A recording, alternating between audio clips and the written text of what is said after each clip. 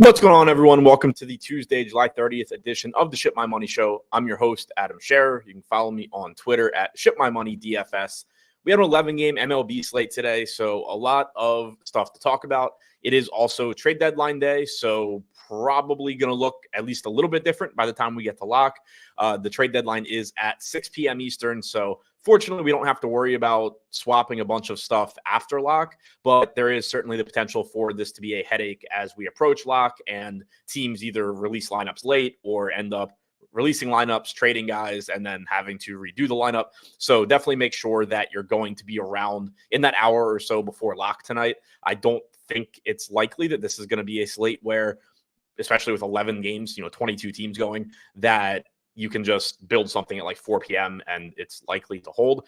There are going to be some moving pieces, so keep an eye on that. And then on top of that, we do also appear to have some weather concerns. Storms in the Baltimore area. That game is not on the slate, though, because the Orioles do the really annoying 6:35 thing. Yankees and Phillies also not on the slate. So the worst weather games we avoid. It does look like potential rain in the Mets game, maybe the St. Louis game. So do keep an eye on the weather throughout the day. Obviously, that stuff changes, but it does look like the turbo slate has significantly more weather concerns than the main slate, which is nice if you're just focusing on the main slate like we are on this show. So as always, on the morning show, going to go game by game, just looking through at the top plays, talking about what maybe I'll end up getting to in tournaments, what looks over-owned, under-owned, all of that.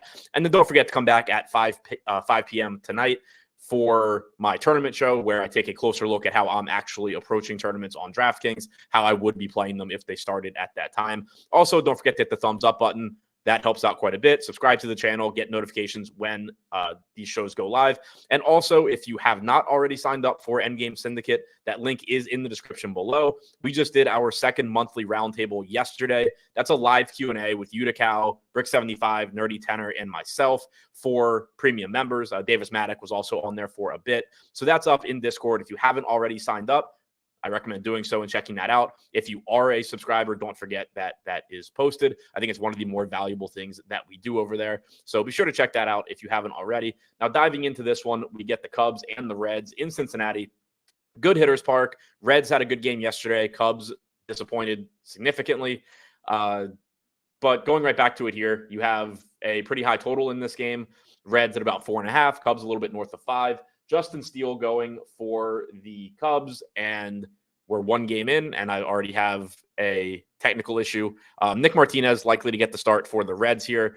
He was not in the data that I used when I ran this, but at 7,500 doesn't look like he's going to be somebody that we really need to talk about anyway. He went 2 innings, 35 pitches in his most recent appearance. I don't think he goes deep enough into this game that we're going to be interested at 7,500. So Justin Steele is, I think, the only pitcher that you actually need to worry about here.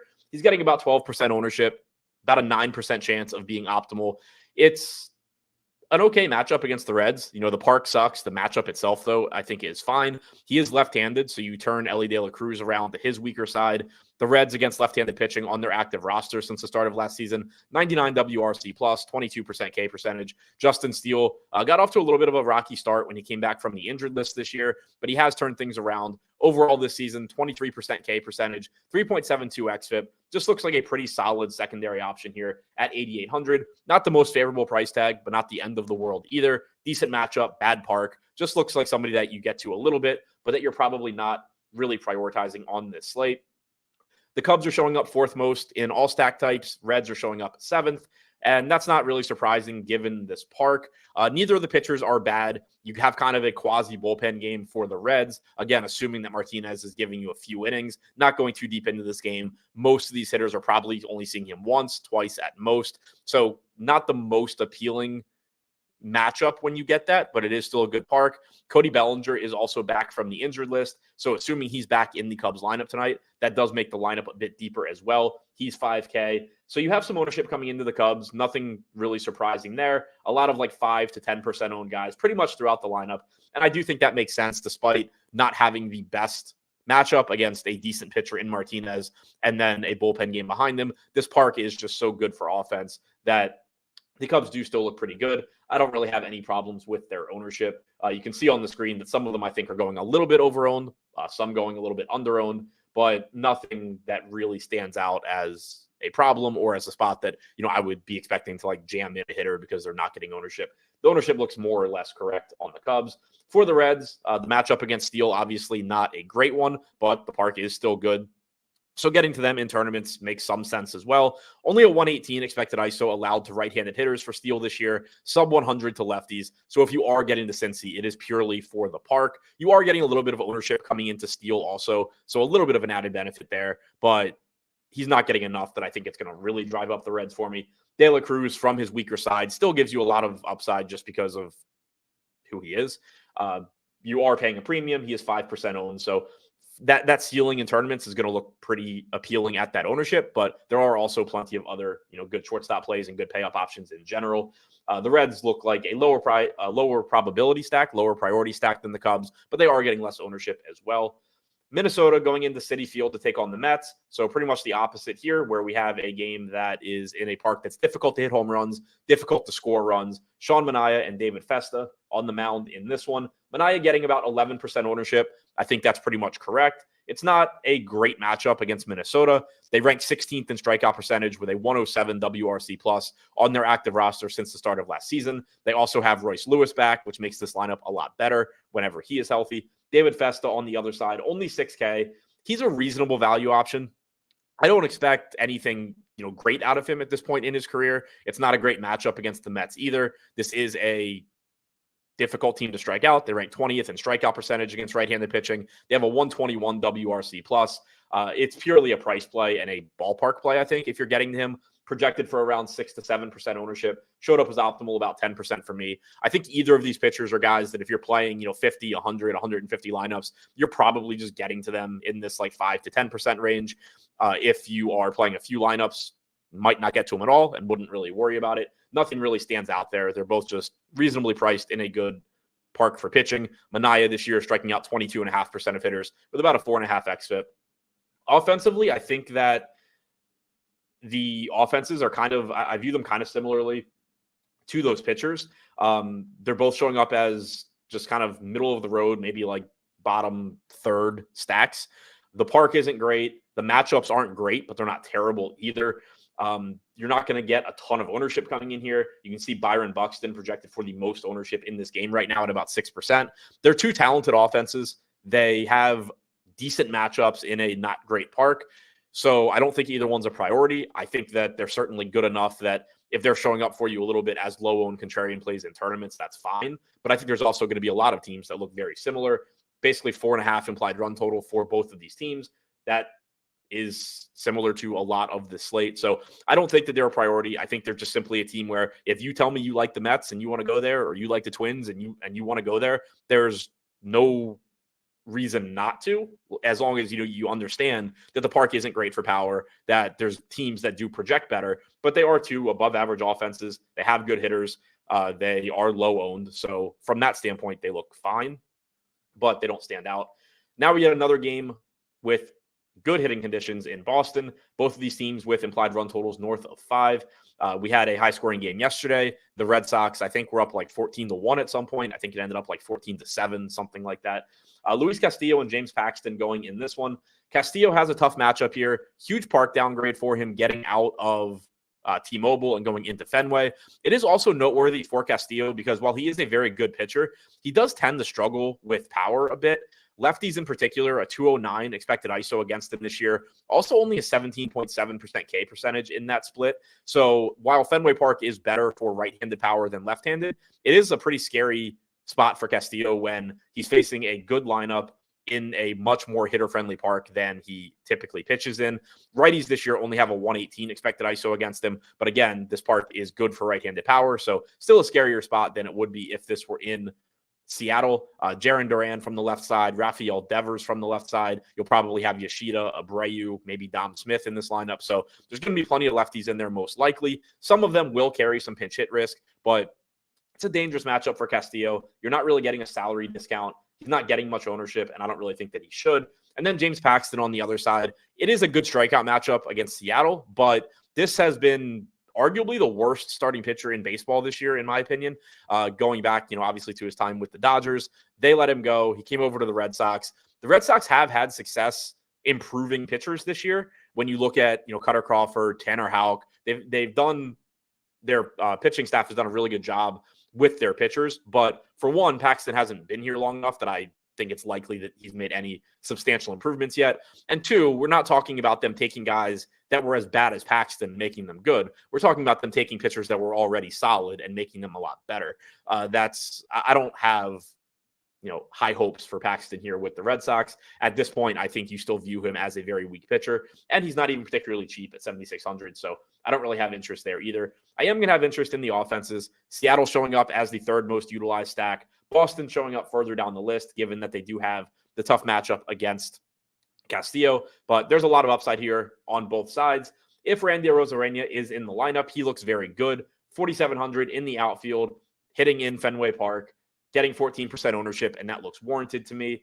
You have Justin Turner, who may or may not be in the lineup here. He was traded to Seattle from the Blue Jays yesterday, but he's only $3,200. If he's in the lineup, he's going to look like a good value and get some ownership. Cal Raleigh looks good. Dylan Moore, third base and shortstop eligible, looks good and is popular. Mitch Garver will have pinch hit risk, but that aside, he's going to look good. Victor Robles, 3,300, probably leading off, looks good. The biggest issue with the Mariners is going to just be finding ways to get around their ownership. A lot of times for me in tournaments, that means using them as mini stacks instead of 5-man stacks. But it is also an 11-game slate. So you can just pair them with lower owned teams also. It's not like it's going to be difficult to find other offenses where, across the board, they're like 3, 4, 5% owned. So you can go that route also. I will be interested in my tournament show later to see exactly how I am handling Seattle, since they do project really well. They have a high ceiling. They're in a good spot, but they're pretty much popular top to bottom throughout that lineup. On the other side, the Red Sox not getting nearly as much ownership, and they shouldn't, given that Castillo is just head and shoulders better than James Paxton.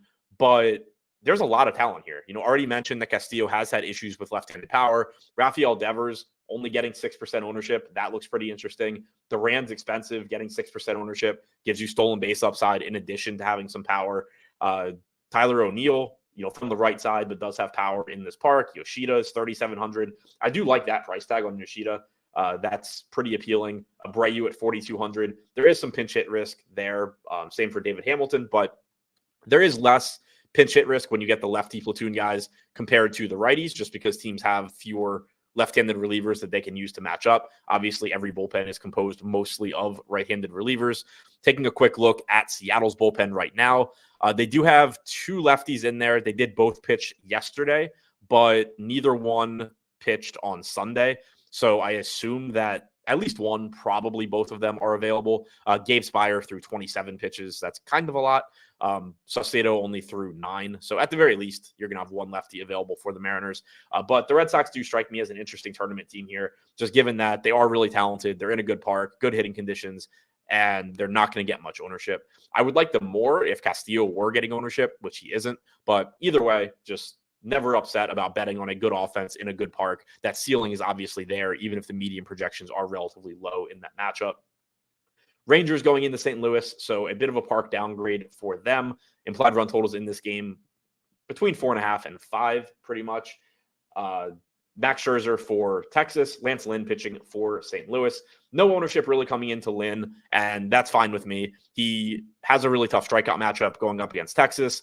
Their active roster against right-handed pitching ranks 25th in baseball this year in strikeout percentage. 94 WRC plus is below average, but I think it's also a little bit misleading. You can tell, like, the names in this lineup, most of them do have track records of being pretty solid major league hitters. So I don't view this as that bad of an offense, even though they haven't been very good overall this season. Scherzer on the other side, getting about 10 to 11% ownership, 13% chance of being optimal in my numbers. So the ownership more or less where it should be. 23.5% K percentage for him so far this year, 3.8 xFIP. I mentioned it, I think, last time he started. I know I've mentioned it a couple of times, but I'm not really concerned about his strikeout percentage being down.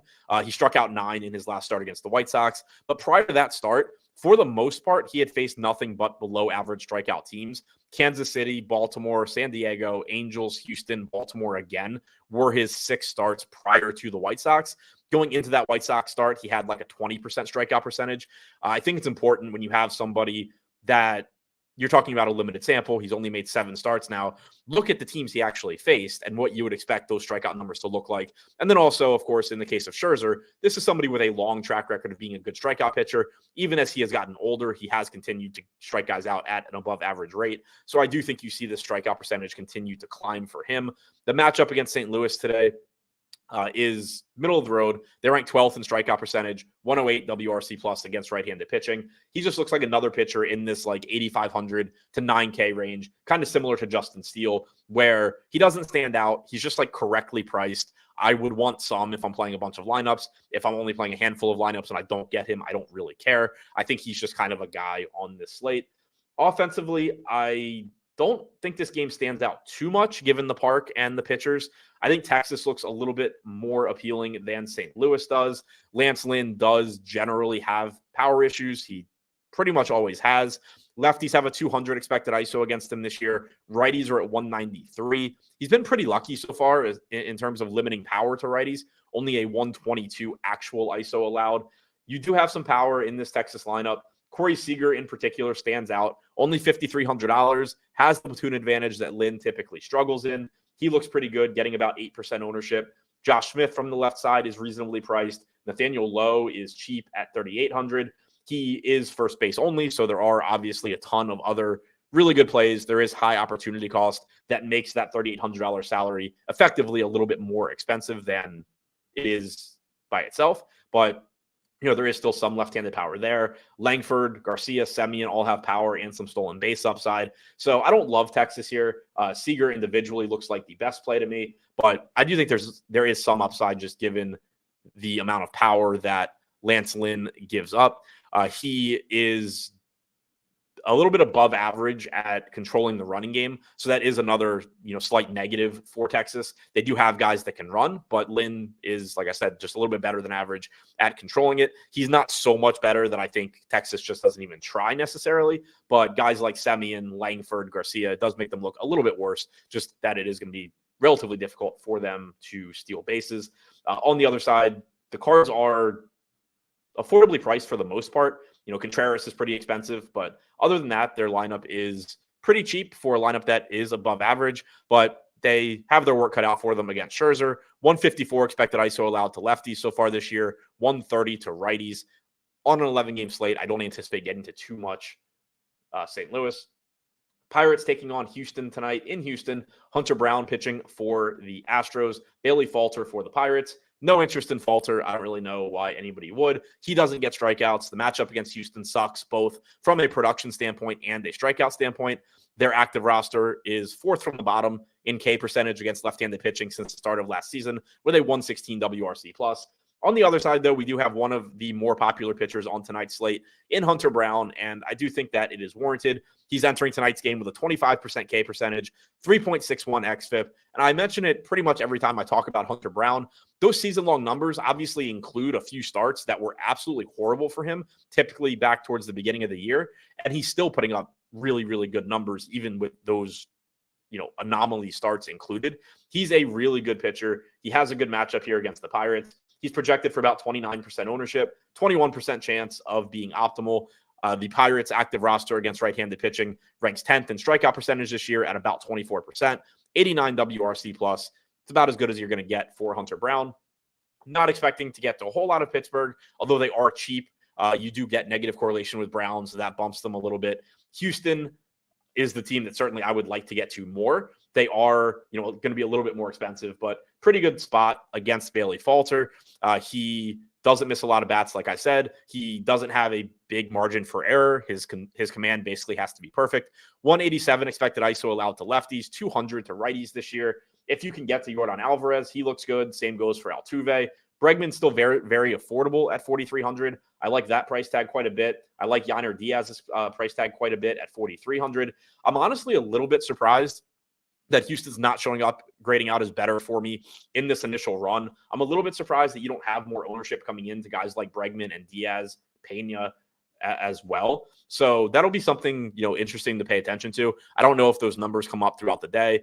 Maybe, projections come up a little bit and ownership comes up as well. But in my head, I like Houston more than my numbers say that I should. I've said it, a million times that if this is how it looks at the end of the day, I still am going to go with my numbers. But I would like to see Houston, look hopefully a little bit better. In my head, they are a team that I would want to get to. The Pirates on the other side, not a team that I would really want to get to, although you do get negative correlation going up against Hunter Brown. So that is nice. If the Pirates somehow come through, you did knock off 25 to 30% of the field. But on an 11-game slate, the opportunity cost is just so high. And the other problem is that the more games that there are, the higher the likelihood that even if the Pirates do have a good enough game that Hunter Brown has a bad start, there's still a relatively high chance that they don't have a good enough game that they actually win you tournaments. Whereas on shorter slates with less competition for being the highest stack, obviously there's just a smaller window where they kind of just land in the middle. If you know that they do well against Hunter Brown on a smaller slate, there's just a really good chance that they're a tournament winning team. Whereas on a larger slate, there's just a pretty big window for them to make Hunter Brown not great, but then also not be great themselves. So I don't think that they're a team that I'm likely to get to all that much. Now another game where we will have an offense that we like, Kansas City taking on the White Sox in Chicago. Michael Wacha for Kansas City, Jonathan Cannon for the White Sox. Wacha getting ownership, getting about 15%. He showed up as optimal about 9% of the time for me.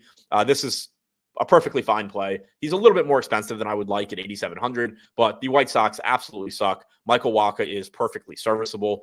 The White Sox are striking out at about a 24% clip against right-handed pitching this year, 79 WRC plus. Wacha comes into the game with a 20.6% K percentage, 4.08 xFIP. He's fine. I wish he were a little bit cheaper, but the matchup here is obviously very, very good. I don't have any interest in getting to Cannon against a team that is difficult to strike out. He doesn't strike guys out. He's not particularly good. When he's on, he does get ground balls, but another pitcher that just has a very small margin for error. Bobby Witt looks really, really good. Stolen base upside, power upside. It's Bobby Witt. You know who he is at this point, and you know why you should be playing him. I do think that, in individual lineups, if you need to save some ownership, Ellie De La Cruz at 5% owned compared to almost 15 for Witt is obviously an interesting tournament pivot. Corey Seager's getting half the ownership as well, but you can also see that I think Witt's ownership is completely warranted. Michael Massey at 4,100 looks pretty good. So does Pasquantino, Perez, Renfroe if he's in the lineup. Again, I like Renfroe against these pitchers like Cannon that induce contact, don't miss a lot of bats. Renfroe generally provides all the power that you need. He just has issues making contact. And so going up against a pitcher like Cannon, I do generally like that. For hitters like Renfroe, Melendez is really cheap. So I expect Kansas City to be a popular offense today. They project well. They're cheap, good point per dollar plays, high ceilings pretty much across the board. Chicago has a bad bullpen as well. So overall, just a really, really good spot for KC. Kind of like Seattle, though, you are going to have to pay attention to what you're doing with the rest of your lineup because they are going to be one of the more popular offenses today. For the White Sox, pretty similar, I think, to yesterday, where I don't mind getting to like the middle of the order as ways to be contrarian, still get some power upside and get a little bit of negative correlation against Michael Wacha. Going to, Luis Robert, Andrew Vaughn, Eloy Jimenez, any of those guys are fine, but also, it's still the White Sox. They suck as a team. I don't really want to be getting tons of five-man White Sox stacks or anything like that. But Wacha is, kind of just a middle-of-the-road pitcher. I don't mind going to the actual talented guys on the White Sox. 173 expected ISO allowed to lefties this year, 151 to righties so far for Michael Wacha. Before we move over to the Brewers game, just another reminder that we did have the Endgame Syndicate Roundtable number 2 yesterday. That is posted for members on the site. So if you are a member, don't forget to check that out. If you're not, sign up using the link in the description below. You can go back and watch that. It is about an hour of Utical, Nerdy Tenor, Brick 75, and myself taking members' questions, talking about DFS strategy, approaches, whatever people asked, we answered. So check that out. I think it's one of the more valuable things that we do there, and we do it every month. So hopefully, it helps you guys out. Now, moving on to the Atlanta and Milwaukee game. In Milwaukee, Bryce Elder going for the Braves, and somebody that is not in the data right now going for Milwaukee. That looks like it's going to be Joe Ross, returning from the injured list. So he's not in yet because he hasn't actually been activated. But at 6,800, probably not going to be looking to him here, although it is a good matchup against Atlanta. There's enough pitching on this slate that I assume you're not going to be going to Joe Ross too often. I am trying to load his FanGraphs page now just to see what he did in his rehab starts, if he made any, but that's not loading. It looks like he went in his last 2 rehab starts, he went 8 1/3 combined. Through 80 pitches in his most recent start. So he has stretched out. So I guess it is something I will have to keep an eye on. He is only 6,800 on DraftKings. Maybe he kind of ends up being a thing since the Braves lineup is so watered down right now, especially if Soler is not there yet. They added him yesterday, but still there's just so much, there's 22 pitchers on the slate. I assume Joe Ross isn't a huge factor in a game where the Braves have a high implied run total. I don't anticipate getting to $7,200 Bryce Elder here. Just not enough strikeouts. Tough matchup against Milwaukee. Both of these offenses look fine to me. The park is pretty good for hitting. Neither pitcher is great. Elder, I do think is better than Ross, but I don't mind getting to either of the offenses here. Elder allowing a 187 expected ISO to lefties this year. Only 131 to righties. Strikeout percentage for Elder against righties this year is 26%. Lefties only striking out 12%. Certainly prefer left-handed bats from the Brewers. Bryce Turang is going to look pretty good. Jake Bauers, if he's in the lineup, he's going to look pretty good, especially if Rhys Hoskins is also in the lineup, because that would lower the pinch hit risk for Bauers as well.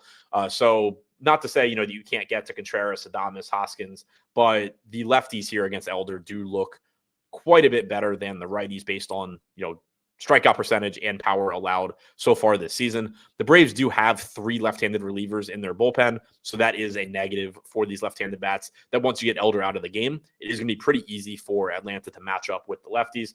On the other side, we know that Joe Ross gives up power. Limited sample this year. He's actually been better at limiting power to lefties than righties. 147 expected ISO to lefties, 193 to righties. And you have to go back really, really far to find his numbers from the majors previously. He hadn't pitched in the majors since 2020 before this year. He has generally actually been worse against lefties. I expect that you see those numbers kind of just balance out, and he gives up some power to both sides of the plate. Marcell Ozuna is really expensive at 5,800, but at only 3% ownership right now, I do think that's an interesting, contrarian play. Same goes for Austin Riley. Same goes for Matt Olson and Jared Kelenic. So while the Braves lineup as a whole does suck right now, there are still some solid hitters in it. Maybe you have Soler there as well. Soler is in the projected lineup I used. If he's in the lineup, not getting any ownership, he's appealing too. So I do have some interest in the Braves as long as their ownership is low. It's a very, very volatile spot against Joe Ross, who we still don't know really what he is at the major league level at this point, since he hasn't pitched here for so long, but most likely he's not very good. And the Braves do still have some power bats in this lineup. Colorado taking on the Angels in LA. Not Coors Field, but still a good park for hitting. Griffin Canning, 6,700 going for the Angels. Cal Quantrill, 7,500 for Colorado. Canning's going to get some ownership here, and he should. The Rockies suck. Doesn't matter where they're playing. They're bad. But getting them outside of Coors is obviously a park downgrade, even though this is still a hitter-friendly park. Griffin Canning has not been good this year, which is just weird. I don't really know what to make of it. 16% strikeout percentage, 4.9 xFIP. We're far enough into the season that I think you kind of have to view Griffin Canning as not a very good strikeout pitcher at this point, but he has shown the ability to get strikeouts in previous seasons, 23, 24% strikeout percentages in the past. So maybe there's a switch that gets flipped at some point, but I would have thought that it happened by now. Still, though, he's only 6,700, does get the good matchup against the Rockies, getting about 16% ownership, showing up as optimal around 20% of the time for me. Quantrill on the other side, not a very good strikeout pitcher either. 17.8% K percentage this year, 4.4 xFIP. Not a great strikeout matchup against the Angels. They rank 17th in strikeout percentage against right-handed pitching this year. They do only have a 90 WRC plus, though. And one other thing to keep in mind, the Angels could be moving a lot of guys today. There's a chance this ends up being essentially a AAA lineup for the Angels, in which case Quantrill does start to look a little bit more interesting. But when you don't strike guys out at a high rate like Quantrill does, at 7,500, you can still only look so good. Also, there's some chance that Quantrill gets traded, so we might not even have the same Rockies pitcher later. But the Angels are a team where I'll be very interested to see what their lineup actually looks like come game time compared to what it's projected to be right now. While I do have interest in Canning, I do think both offenses here are pretty interesting in tournaments, especially at low ownership. Taylor Ward could be traded. If he's not, 4,300 against Quantrill looks okay. Although Quantrill doesn't give up a lot of power. It's not my favorite pitcher to target. Only a 141 expected ISO to righties this year, 145 to lefties, and he does get the park upgrade. But 4,300 on Ward in this park, if he's still on the Angels, isn't a terrible price tag. Same goes for Rengifo, who may or may not be on the team still. Gives you some stolen base upside as well. So, again, there's a pretty good chance that this Angels lineup is just even worse than projected by the time we get to lock. But it is a good park against a pretty average pitcher in Quantrill. On the other side, for the Rockies, I do like that you're getting 20% or 15% ownership coming in to Canning, and that he really has been bad this year.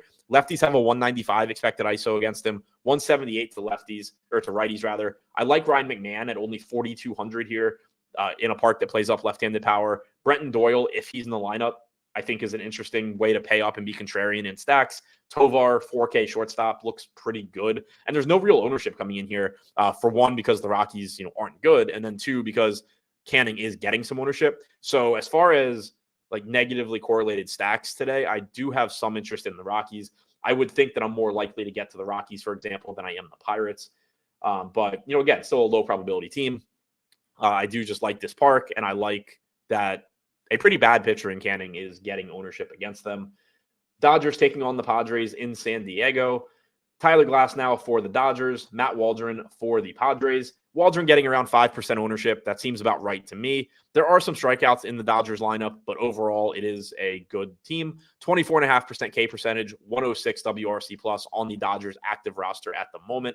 Tyler Glasnow on the other side, tough strikeout matchup against San Diego. Second lowest K percentage against right-handed pitching this year at 17%. They also have a 117 WRC plus on their active roster. Glasnow is the most expensive pitcher on the slate at 10K, but he is still getting about 25% ownership. He's showing up as optimal around 20% for me. He threw 91 pitches in his most recent start, went 5 innings against the Giants in his return from the injured list. So I'm not overly concerned about his workload or anything like that. I think the matchup against the Padres is the bigger concern. But Glasnow does have a 33% strikeout percentage this year, 2.61 xFIP. Very, very, very good pitcher. And I completely understand why the field is going to get there, even though the matchup isn't very good. I don't have a ton of interest in either offense, Shohei Ohtani excluded. Obviously, anytime you get to Ohtani, great. First base outfield, so you can roster him at 4 positions as well. But, just a really good hitter. Waldron himself is a pretty solid pitcher. He's actually struck lefties out 33% of the time this year. Righties only 20.7%. Neither side has hit for much power, though. 143 expected ISO to lefties, 139 to righties. If you're getting to Ohtani, it is just because he is Shohei Ohtani. I don't have a lot of interest in the rest of the Dodgers. You run into the same issue with them that you always do when it comes to stacking them. The guys that you really want, Ohtani plus Smith plus Hernandez, they get expensive pretty quickly. And then the cheaper guys have some platoon risk in addition to not being very good hitters. When you talk about, Gavin Lux and Jason Hayward and guys like that. So more likely to just kind of be grabbing like 2 and 3 mans here with Ohtani Smith, Ohtani Hernandez, something like that. Then getting the full stacks against Waldron. On the other side, I don't really have interest in stacking against Glasnow. He's a very, very good pitcher. The Padres are a good offense, but they're not super cheap. They're reasonably priced, but it's not like they're super cheap here. And you just have so many teams that you can get to without going against arguably the most talented pitcher on the slate. Washington facing the Diamondbacks in Arizona in a game that went absolutely nuts, or matchup rather, that went absolutely nuts yesterday. There could be some moving parts in this game. The Nats bullpen could actually be a little bit weaker in this game. I know several of their relievers are rumored to be moving. And then obviously also we don't know what lineups will look like. But the bullpen is an important point because Patrick Corbin is starting, which means that you could be in the bullpen pretty quickly. Neither of these pitchers look very appealing. Neither offense is easy to strike out, at least assuming that these offenses are intact when we get to game time. Arizona against left-handed pitching since the start of last season, their active roster ranks 25th in strikeout percentage and they have a 114 WRC plus. This season, the Nats active roster ranks 18 or has an 18% strikeout percentage, ranks 28th with a 95 WRC plus against right-handed pitching. Not an appealing matchup for either pitcher, and neither pitcher is very good at getting strikeouts. Nelson is much better at limiting production than Corbin. Nelson has only struck out 16.5% of hitters, 4.41 xFIP, 3.91 FIP this year. Corbin striking out 16.9% of hitters, 4.25 xFIP, 4.46 FIP. 4.39 FIP. Both of those numbers are nearly a run better than his ERA. So I do think Corbin's a better pitcher than people tend to give him credit for. I think that one, he's just gotten kind of unlucky in terms of ERA, but then also he's clearly one of the most overpaid pitchers in baseball. And I think that kind of skews people's perception of him. I'm not arguing that he's good by any stretch, but he's not I think James Paxton is considerably worse than Patrick Corbin from a talent standpoint, but Corbin's still certainly not good. The offenses here are going to look pretty good. You see ownership coming into the Diamondbacks, which isn't surprising. They are my number one stack right now. The Nats are further down the list. They also don't have Lane Thomas, which hurts them. He was traded to Cleveland yesterday. Don't know if they'll be moving any other pieces today, but the Diamondbacks join Kansas City and Seattle as popular offenses in good spots that are also getting ownership that we're going to have to work around. Righties have a 190 expected ISO against Corbin this year. Lefties are at 159. Ketel Marte looks good at 5,500. He's getting ownership. I think it's warranted. Lourdes Gurriel, Gabby Moreno. Christian Walker left yesterday's game early with an injury. I don't remember what it was. If he's in the lineup, he looks good against Corbin. 5,300 right-handed power. If he's not in the lineup, it does just weaken this lineup in general. McCarthy, Carroll, both from the left side, perfectly fine in stacks. McCarthy is cheap. They both give you some stolen base upside. Corbin also, he's either really good or really bad at holding runners. I don't remember which one. I'm pulling that up now. He's bad at holding runners. So even though he is left-handed, don't sleep on like Carroll and McCarthy. These guys should still be able to run on Corbin with ease. Eugenio Suarez, 3,700. Randall Grichuk, 3,200. Do be cautious with Grichuk. If he's popular here, he is likely to be pinch hit for once Corbin leaves the game. There's also a pretty decent chance that Grichuk is not on the Diamondbacks by the time this game starts, but obviously we will know that ahead of time. So Diamondbacks look good. It's just a matter of managing ownership here. One way that you can do that, though, I think, is by using Corbin Carroll. He's the only guy really not projected for much ownership, only projected around 5%. Like I said, does give you stolen base upside. Will probably have the platoon advantage later in the game against the bullpen once Corbin leaves. The Nats only have two left-handed relievers in their bullpen right now. One of them has pitched 2 days in a row, so he probably isn't pitching today. So will be pretty tough for the Nats to match up with Carroll later on in the game. So that's a benefit too. On the other side, again, Nelson, not horrible as far as limiting power goes, just doesn't strike out a lot of guys. 183 expected ISO allowed to lefties, 131 to righties this year. So you do prefer left-handed bats. CJ Abrams, I think, looks really interesting. He's another pivot to Bobby Witt. Not to say that I like him as much as Witt, but obviously he does still give you a lot of stolen base upside. Gives you a very high ceiling. Now, one negative for Abrams is that while he does look to steal bases and obviously is very good at it, Ryan Nelson is exceptionally good at preventing stolen bases. I mentioned this about Nelson. I think it was about Nelson. Maybe it was about somebody else in a Kansas City game the other day where they didn't steal. It might have not been Nelson, but I thought it was. But either way, Nelson exceptional at controlling the running game. So that is a pretty big negative on CJ Abrams. Like Abrams is a good hitter too, but a lot of his appeal in DFS is his ability to steal. May or may not still try on Nelson, but Nelson is very quick to the plate, very good at preventing stolen bases. So that's a negative there for Abrams.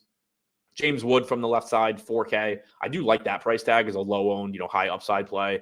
Garcia is going to look fine, but the Diamondbacks are clearly the priority stack in this game. And this game does have the potential to look very different by the time that we get to lock. And then finally, we're wrapping things up with the most popular pitcher on the slate, Robbie Ray, taking on the Athletics in San Francisco. Ray is projected for 38% ownership, showing up as optimal about 27% of the time for me. So going a little bit over-owned, but still the, I think, best pitching play on the slate. He's only $8,200. He threw 86 pitches in his return from the injured list last time out. He struck out 8 Dodgers in 5 innings in that one. He looked really good.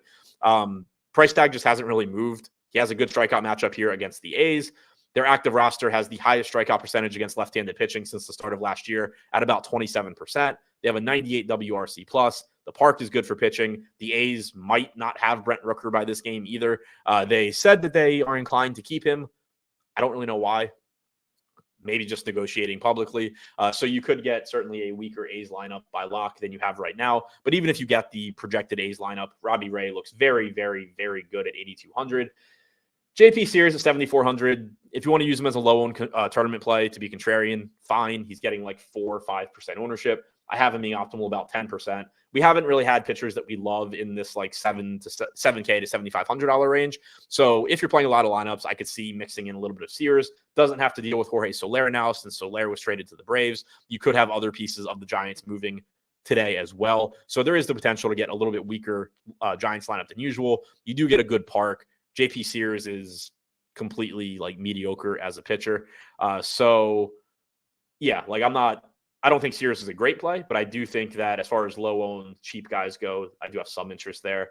Offensively, probably not going to want too much here. This park isn't good for hitting home runs. The A's have a tough matchup against Ray. The matchup against Sears is fine for the Giants, but who knows what the hell this team even looks like as far as power goes. Sears has allowed a 235 expected ISO to righties. This park will mitigate a lot of that.